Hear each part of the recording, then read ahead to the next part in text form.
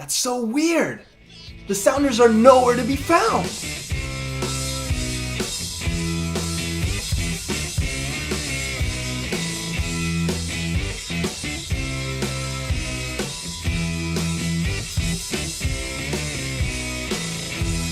Hey guys, how's it going? Thank you so much for tuning into the 4th episode of Soccer Stratego. I'm your host, Fernando Labarthe, and today we're going to break down the MLS Cup Finals, a pretty much one-sided event. Toronto FC versus Seattle Sounders. We're going to break down the highlights, the overall strategy, the tactics, everything that went down highlight by highlight, so let's get into it. Alright, the overall strategy here for Toronto FC was to put high pressure on Seattle, take shots early and often, especially outside the box, use Altidore as an anchor, and shut attacks down early. For the Sounders FC, however, was to weather the storm, play the possession game, play the long game, and do not overcommit. Alright, let's talk about formations real quick. Altidore up top as the anchor with Jovinko as his backup, and playing with a diamond formation in the middle with the critical role of Michael Bradley playing as the holding midfielder. Sounders, however, not a lot changed from the Western Conference Finals. However, they did pull Jovan Jones back to left back instead of left midfielder and put Victor Rodriguez there instead. The first highlight comes in the very first minute, and this basically wraps up how the match went. This is an excellent run to the first post, flicks it onto the back post, and you can already see Moore and Jovinko is waiting for that. Excellent opportunity, didn't quite close it out.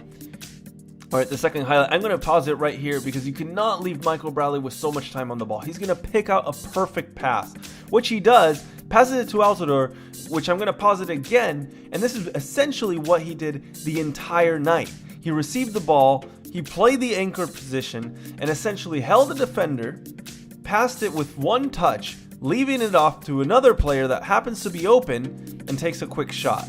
This next highlight comes in a minute after Michael Bradley winning his challenge, opening up wide and leaving so much time on the ball. I'm going to pause it right here because all that Vasquez can really see is this long diagonal pass. And Chad Marshall actually did a terrible job at not defending the ball, letting the ball through, and Jovinko almost closes out the first goal of the game.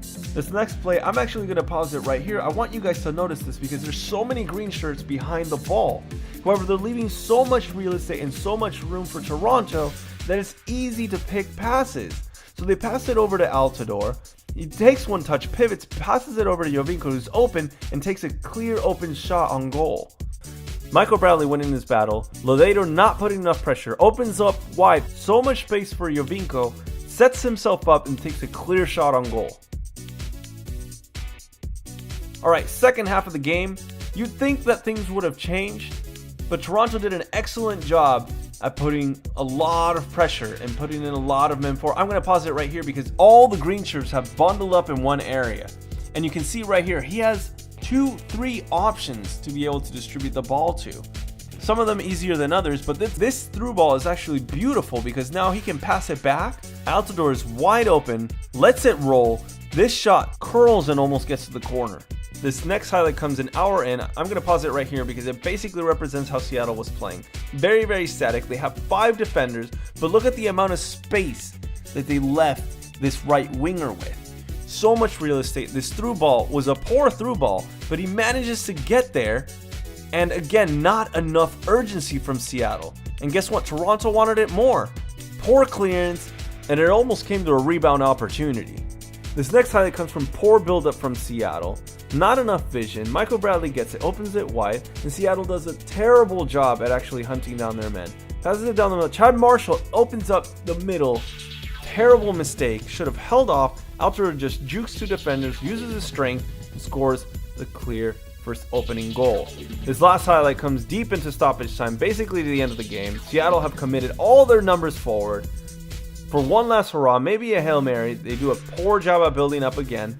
So much time on the ball. Easy distribution. You can tell they're not tracking back. Jukes the goalkeeper and just puts the final nail in the coffin.